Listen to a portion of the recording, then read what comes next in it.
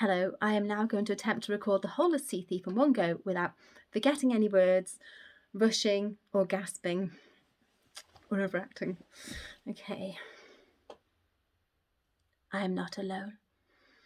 Death amputates my breath, but tied to a bone-white moon, the sea sips anaesthetically.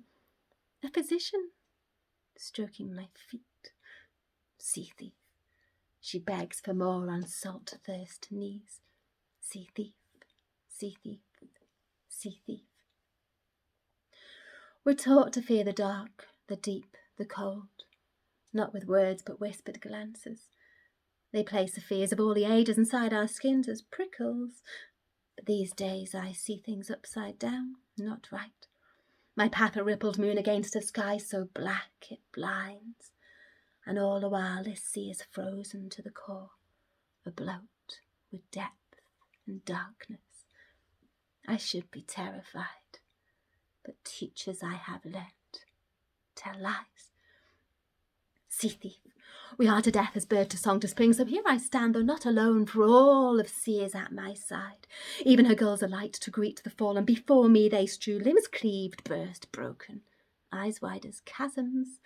Death's imprint will ensure that neither heaven nor the fires of hell will suit these so accursed, except perhaps for one. She does not speak. Her face is a moon, and if she were but 12 years old, I'd raise a brow. Her skirts are brine-wrecked heavy things, and they bear no comfort. Streaked with gore, her hair is clumped. Yet still she clenches Dolly in hands, so white it aches. And now you walk the sea, I pledge, and I throw my cutlass to the deck, for neither junk nor waters may calm the hands of such fair prisoners, though neither will I slit her neck. Or not, she states. And though long I held to bent with leather to purge my soul of care, her voice is sweeter than a blood-raped air. You see, she moans in pristine plumes of bluebird tones. Before me lies my world, resculptured by your careful hands. From kindly souls who knew my heart and loved my bones to meet. She spits a finer word to punch my guts with blows so callous cold and cutting that near I come to strike her the same with fists of iron. But child, I jeer, this junk now cannot be a home for fledgling birds to freely roam. With force I seize her hair and I tug her tongue so hard towards the viscid deck she cries.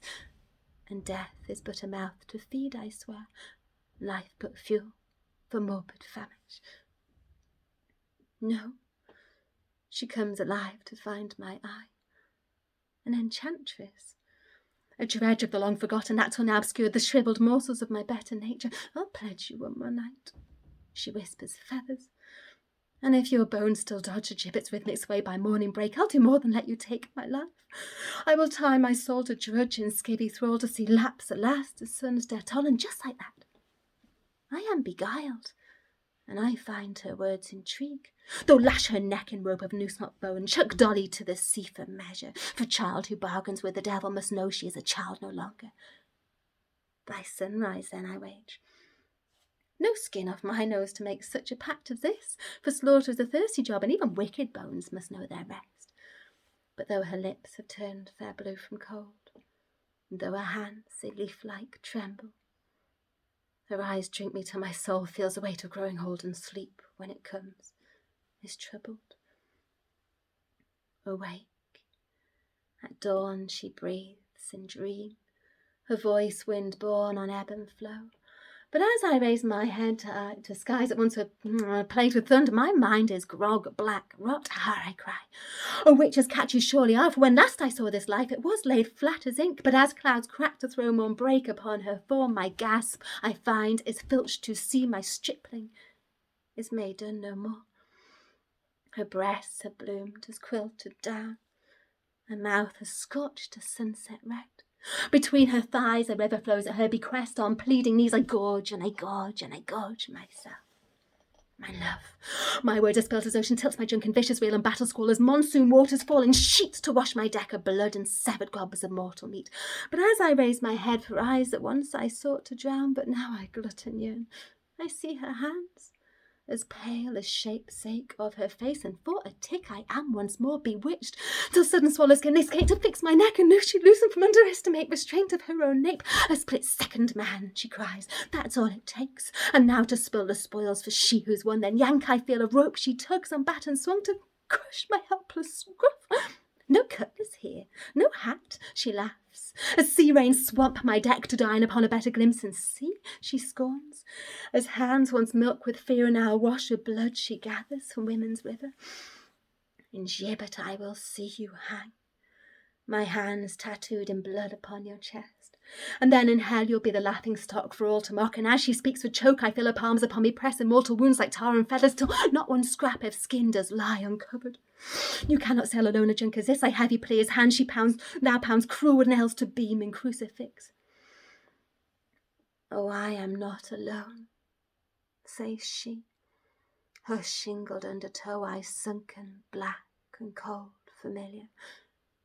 Death amputates my breath, but tied to a bone-white moon that is the better nature of my face, this sea will nudge me fair to shore where gibbet lulls anticipate.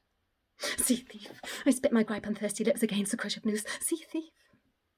She nods, and in that biting beat I see her ruin has come to know as I the intemperance of this heartless ocean. Sea thief!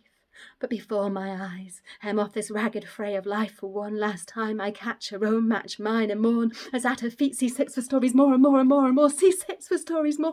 Sea thief, waves call gainst drift of sea shout mutter bitter like in deathly anguish, as I beseech my bluebird air good tidings, for sea hold will not loosen now, new anchor found for rough worn lash.